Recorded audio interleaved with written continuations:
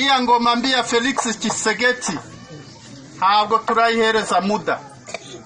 Turumvikana? Tugiye kubashushubikana hadi Kinshasa. Tubakureho. Turajyanirana. Ubwo neza urusukura ikibiganiro n'amakuru cyenda tukugezaho 5 kuri 5 tukubwira ngo bone ibyiza byose wifuza. Niki tuje kuba tuganiraho rero. Murabizi ko M23 ikomeje guhangana ndetse ikomeje kugenda yigarura ibice bitandukanye muri Repubulika Iharanira Demokarasi ya Kongo, ni ibice biherereye muri territoire Masisi ndetse no muri Rucuru birumvikana ni mu burasirazuba bwa Repubulika Iharanira Demokarasi ya Kongo.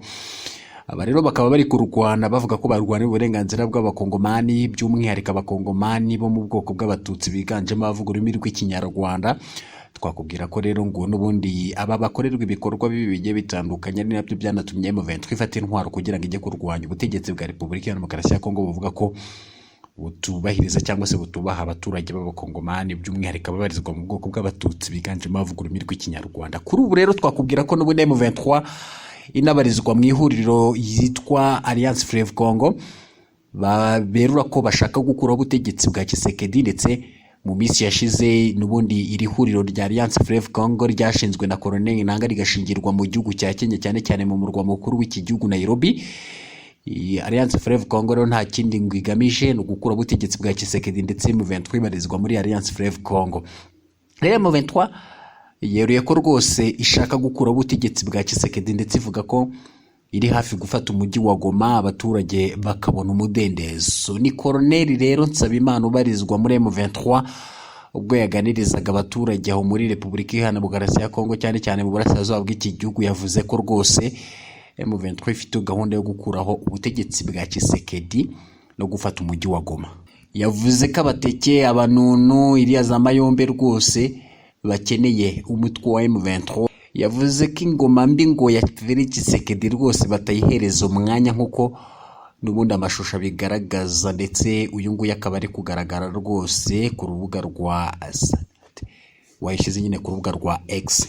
Yavuze ko rero bagiye gushushubikanya n'ubundi igisirikare cya Kongo bakagira Kinshasa, ubundi bagakuraho ubutegetsi bwa perezida Tshisekedi Chilombo Antoine Felix. Uyu rero Nsabimana n'ubundi yavuze ko rwose ngo amafaranga akoreshwa yo kubaka yagakoreshejwe mu kubaka imihanda, yagakoreshejwe mu kubaka ibikorwa remezo birimo n'amavuriro. Yavuze ko leta ya Repubulika Iharanira Demokarasi ya Kongo iri kuyashora mu kugura intwaro zikomeye cyane kandi ziremereye mu rwego rwo kurwanya umutwe wa M23, ariko yizeza abaturage ko rwose n'ubundi zizagurwa zose nta kundi M23 izazishwanya gusa. Yatanze urugero avuga ati hari drone mu cyumva, drone mu kibona hejuru, zose twazishyize hasi, ndetse n'izindi ubutegetsi bwa Repubulika Iharanira Demokarasi ya Kongo buzagura. Yavuze ko bari kugura drone zihambaye, suko zihambaye, ibikoresho bihambaye ngo byo kurwanya umutwe wa M23. Gusa yibukije ko ngo bari gukora ubusa, ndetse abaza abaturage ati se muracyumva suko hejuru? Atoya. Ati se muracyumva drone zo hejuru? Atoya. Ati zose rero twazishyize hasi ku butaka. Yavuze rero ko ngo n'ubundi ngo utafata ng'imbunda ngo z'aba genocideri bakoze genocide mu Rwanda yakorewe abatutsi ngo nurangiza ngo wizere kuri butsinda. Aho rero yashatse kuvuga n'ubundi umutwe wa FDLR, umutwe wa FDLR, kubera ko ushinjwa kugira uruhare cyangwa se gufatikanya n'igisirikare cya Kongo mu kurwanya no guhangana n'umutwe wa M23. Ndetse rero u Rwanda rwakunze kugaragaza ko uyu mutwe w'iterabwoba wa FDLR nk'uko washyizwe ku rutonde na Leta Zunze Ubumwe za Amerika ko ari umutwe w'iterabwoba, ngo n'ubundi uyu mutwe wa FDLR ngo ugizwe na bamwe mu basize bakoze jenoside yakorewe abatutsi mu mwaka wa 1994 mu Rwanda. Aba rero ngo bakaba bari gufasha igisirikare cya Kongo mu kurwanya no guhangana n'umutwe wa M23. Rero uyu Colonel Nsabimana yavuze ko rwose ngo utaha imbunda abajenosideri ngo nurangiza wizera intsinzi. Yavuze ko yiboneye rwose ngo abangaba bari kurasa inka, ndetse inka zikagera aho zipfukama rwose ziri gusaba imbabazi, ariko n'ubundi bakagumya bakazirasa. Akavuga ati se mwaje mukarasa twebwe ko duhariya kugira ngo muhunge twebwe mukajya kurasa inka, ndetse ababwira ko aba bana atarabo kubana nabo. Gusa yavuze ati se simwe mwatoye Felix? Abandi bati oya. Yavuze ko rero ngo n'ubundi aba bafite amakarita n'abatayafite, ngo icyangombwa nuko Goma bagiye kwifata, ndetse ngo bazajya bajyayo rwose nta ubatse karita. Yavuze ko nta gihugu na kimwe, nta buyobozi na bumwe, nta politiki n'imwe ikwiye kuvangura abantu ngo bamwubaha amakarita cyangwa se abandi yabime. Yavuze ko amakompora bumva rwose byose bishingiye n'ubundi kwivangura amoko, kandi koko ngo bidakwiye mu gihugu cya Repubulika Iharanira Demokarasi ya Kongo. Yavuze ikintu gikomeye ati hari abavuga ko bamwe badakwiye kuba muri Repubulika Iharanira Demokarasi ya Kongo, maze aravuga ngo abo ngabo bashaka gutwara naho bashaka kubajyana ariko bagomba kubajyana n'ubutaka bwabo cyangwa se bariho. Ngo batifuza ko rero abaturage ba Repubulika Iharanira Demokarasi ya Kongo baba muri Kongo bitegure ko bazajyana n'ubutaka batuyeho.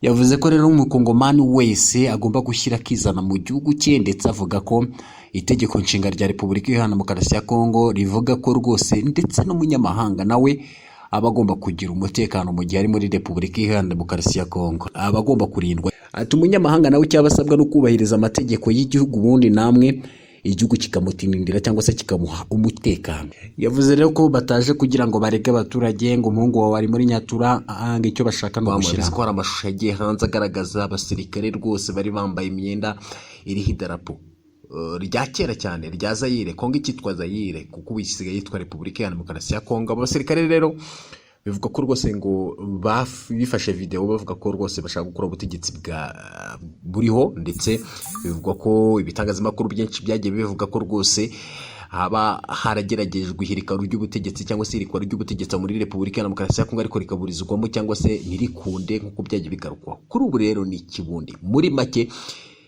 coup d'etat bivugwa ko yari igamije gukuraho Perezida Tshisekedi yari ifite iyihe ntego? Mu by'ukuri ni Tshisekedi wari ugamijwe gukuraho, kubera ko murabizi ko babanje kujya gutera urugo rwa Kamere, ndetse bivugwa ko abarinzi babiri babiguyemo kubera nyine bari barinze nyine uwo Kamere. Ese mu by'ukuri cyiswe coup d'etat muri Repubulika Iharanira Demokarasi ya Kongo yaba ari umugambi wo gukuraho Tshisekedi cyangwa ari umugambi wo gukuraho Kamere? Uti bimeze bite? Byose reka tube tubigarukaho 5/5. Murabizi ko mu cyumweru kishize ku itariki 19 z'ukwezi kwa 5 hageragejwe cyangwa se bitangazamakuru byinshi byanditse no ku mbuga nkoranyambaga bagiye bandika ko rwose hari irikwa ry'ubutegetsi muri Repubulika Iharanira Demokarasi ya Kongo ryaburijwemo, ndetse hari amashusho akwirakwiye ku mbuga nkoranyambaga agaragaza ko hari abantu bashatse gukura ubutegetsi, bari bageze mu nteko ishinga amategeko ahikorera, bari bageze ndetse bari mu murwa mukuru Kinshasa. Ibi byose murabyibuka. Inkuru nyinshi rero zavuze ko abashinzwe umutekano aho muri Repubulika Iharanira Demokarasi ya Kongo baburishemo umugambi wo guhirika ubutegetsi muri Repubulika Iharanira Demokarasi ya Kongo, ndetse ngo abantu bitwaje intwaro imbunda bibasiye abayobozi bakuru cyangwa se amazu y'abayobozi bakuru, kandi bigarurira n'ubundi ingoro ya perezida w'umukuru w'igihugu mu murwa mukuru Kinshasa.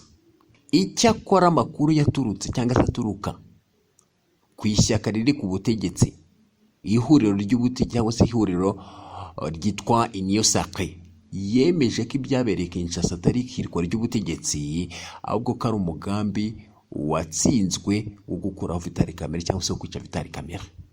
Murabizi neza ko rero ku itariki 22 Gicurasi Vital Kamerhe n'ubundi ngo yatorewe kuba perezida w'inteko ishinga amategeko ya Repubulika Iharanira Demokarasi ya Kongo ku mugaragaro.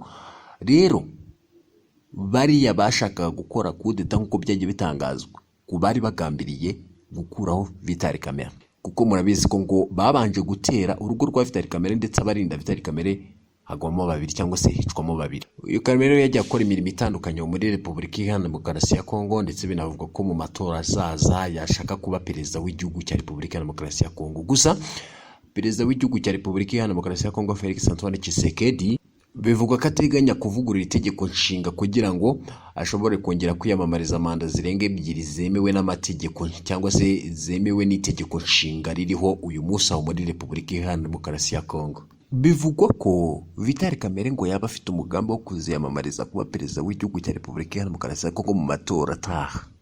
Ariko nanone nyine nko twari tumaze kubikubwira, bikavuga ko perezida Felix Tshisekedi Tshilombo kuri ubu uri muri manda ye ya kabiri ayoboye n'ubundi Repubulika Iharanira Demokarasi ya Kongo, nawe yaba afite umugambi wo kugira ngo ahindure itegeko nshinga kugira ngo azongere kubona uburyo yiyamamaza cyangwa se amahirwe yo kwiyamamariza kongera kuyobora igihugu cya Repubulika Iharanira Demokarasi ya Kongo, nk'uko itegeko nshinga ubundi ririho ubu muri Repubulika Iharanira Demokarasi ya Kongo riteganya ko ari manda 2 umukuru w'igihugu aba yemerewe. Kubera ko rero Kamerhe ngo afite umugambi wo kuzaba perezida n'ubundi mu minsi iri imbere cyangwa se mu myaka iri imbere cyangwa se no mu matora ari imbere, kandi akaba perezida w'inteko ishinga amategeko ya Repubulika Iharanira Demokarasi ya Kongo, ndetse akaba ari perezida w'inteko ishinga amategeko ya Repubulika Iharanira Demokarasi ya Kongo, ndetse iyo nteko ishinga amategeko ikaba ifite inshingano zo guhindura cyangwa se inshingano zakaba ari guhindura amategeko, bivuze ko n'ubundi umugambi wa perezida Tshisekedi utagerwaho, umugambi wo guhindura itegeko nshinga, kubera ko itegeko nshinga ririho ubu muri Repubulika Iharanira Demokarasi ya Kongo rishyigikira manda ebyiri cyangwa se ryemeza manda ebyiri gusa ku mukuru w'igihugu, ndetse kuri ubu perezida Tshisekedi akaba ari muri manda ye ya kabiri, bivuze ko ari yo manda ye ya nyuma, kandi akaba afite umugambi wo guhindura itegeko nshinga kugira ngo azabone amahirwe yo kongera kwiyamamaza. Ariko nanone aho yagahindura amategeko cyangwa se urwego rushinzwe guhindura amategeko, ni ukuvuga inteko ishinga amategeko, rikaba riyobowe na Kamere nawe akaba ashaka kuzaba perezida, bivuze ngo umugambi wa Tshisekedi watambamirwa cyangwa se wabangamirwa. Amakuru akavuga ko rero ariyo mpamvu ngo Tshisekedi yaba yarohereje abantu bitwaje imbunda kugira ngo bakureho cyangwa se bice Kamere, kugira ngo imigambi yo guhindura itegeko nshinga igende neza, nk'uko tubikesha The Great Lakes Eye, ni ikinyamakuru cyandika mu Cyongereza. Indi mpamvu ya kabiri rero, n'ubundi bivugwa ko iriya kudeta ngo yaba yarapfubye cyangwa se kiswe ikinamico ya kudeta cyangwa se iherekorwa ry'ubutegetsi, nta kindi ni uko ngo ubuyobozi cyangwa se umuyobozi batavuga rumwe n'ubutegetsi bwa Kongo ukomoka muri Amerika, ni ukuvuga wari utuye mu gihugu cya Amerika ariko akaba n'ubundi ari uwo muri Repubulika Iharanira Demokarasi ya Kongo, Christian Malanga, wayoboraga bitwara akazi Tshisekedi. Ibi rero ngo Malanga n'ubundi wahoze ashyigikiye Tshisekedi yahindutse umuyobozi utavuga rumwe n'ubutegetsi bwe, maze ashyiraho guverinoma mu buhungiro. Aho n'ubundi amezi make rero ngo ashize yagarutse mu gihugu cya Repubulika Iharanira Demokarasi ya Kongo cyangwa se mu gihugu cy'uko, ariko ngo aza rwihishwa. Gusa bikavuga ko inzego z'iperereza, inzego z'umutekano za Tshisekedi zari zizi neza ko Malanga ari mu gihugu kandi rwihishwa. Gusa ngo izi nzego z'umutekano za Tshisekedi kubera ko zari zizi neza ko Malanga yamaze kugera mu gihugu, kandi bakaba bari bazi neza ko atavuga rumwe n'ubutegetsi bwe, baramwihoreye. Ahubwo rero begereye n'ubundi inshuti ye ya hafi ya kera yitwaga ni General Richard Lewo Kasonga Chibangu, bamwizeza ko cyangwa se bamubwira ko rwose nibafatikanya bakagira ibyo bageraho bazakuraho ubutegetsi bwa perezida. Malanga rero bivugwa ko n'ubundi nta kundi bamuhaye, yahawe ibikoresho, yahawe intwaro zirenga 40 n'iz'abanyekongo, birumvikana. Ariko nanone ngo hari harimo abazungu mu bo yarayoboye nyine, hari harimo abazungu bahawe akazi kugira ngo n'ubundi bafatikanye muri ako kazi bahawe muri Repubulika Iharanira Demokarasi ya Kongo, ndetse abangaba nta kindi bari bitwikiriye, bavugaga ko ari abashoramari cyangwa se ari abashoramari aho muri Repubulika Iharanira Demokarasi ya Kongo.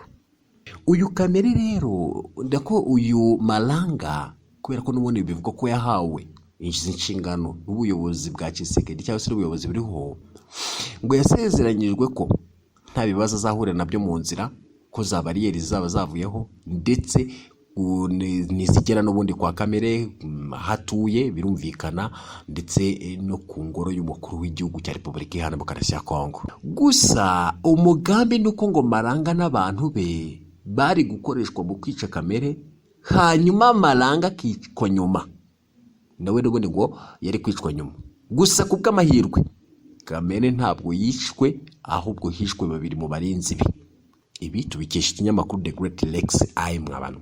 Sasa rero murabizi ko uyu Malanga wari uyoboye ririya tsinda byavuga ko ryashatse guhirika ubutegetsi cyangwa se ryakoze kudeta muri Repubulika Iharanira Demokarasi ya Kongo, yarishwe. Rero bikavugwa ko yishwe nk'uko byari byateganyijwe. Ni ukuvuga ko yarakoreshejwe, no mu gukoreshwa hamwe n'abantu be akoreshwa kugira ngo ajye kwica Kamere, ariko biza kurangira Kamere atishwa, ahubwo yicwa abaninzwe babiri. Nyuma rero kubera ko n'ubundi byavuga ko n'ubundi namara kwica Kamere nawe mu buryo atarazi yari kwita yicwa, tayari rero yarishwe.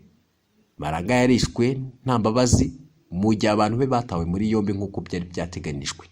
Umuvugizi wa guverinoma y'igihugu cya Repubulika Iharanira Demokarasi ya Kongo yavuze ko itsinda ry'abantu ni umuvugizi w'ingabo n'ubundi z'igihugu cya Kongo, yavuze ko itsinda ry'abantu bagera kuri 50 bitwaje imbunda bagabye igitero ku nzu ya minisitiri w'intebe, minisitiri w'ingabo ndetse n'umunyapolitiki mukuru wo kuba perezida w'inteko ishinga amategeko. Hari benshi rero bagiye bavuga ko rwose ugeranyije uwo mubare, bavuga ko bagiye bagwira ku butegetsi bwa Tshisekedi, ukareba uburyo byakozwe, ukareba ibikoresho bari bafite, bivuga ko ari ikinamico ya politiki. Hari abagiye rero bibaza bati, cyangwa se batanze amakuru bati, wigeze ubona abantu 10 bitwaje imbunda, bafite imbunda zitanafatika, bafata ubutegetsi?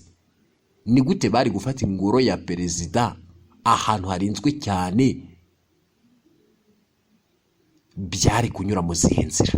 Uyu rero mwe mu batanze amakuru babwiye n'ikinyamakuru The Great Lakes niko bavuze. Amakuru rero akavuga ko ngo ishyaka riri ku butegetsi rya UDPS ritishimiye kamere kandi amakimbirane yo mu gihugu muri Union Sacrée yatumye batinda gushyiraho guverinoma nshya. Bivuga ko rero Tshisekedi nyuma yuko yarahiriye ndetse ameza n'agashira rwose nyuma yuko arahiriye kongera kuba perezida w'igihugu cya Repubulika Demokarasi ya Kongo muri manda ya kabiri, ntabwo ngo yabashije gushyiraho guverinoma nshya. Ndetse murabizi ko ku itariki ya mbere Mata cyangwa se kwezi kwa 4 Judith Tuluka yagizwe minisitiri w'intebe mushya. Kuva icyo gihe rero abanyamuryango ba Union Sacrée nibo bonyine bazi impamvu abandi ba minisitiri bataratorwa. Amatora rero ataravuzweho rumwe yerekanye ko muri ihuriro riri ku butegetsi ryatsindiye imyanya myinshi ikomeye muri guverinoma nshya, ariko gutoranya n'ubundi abantu bazajya muri iyo myanya mishya n'ubundi ngo bishyira Tshisekedi mu ihurizo rikomeye cyane.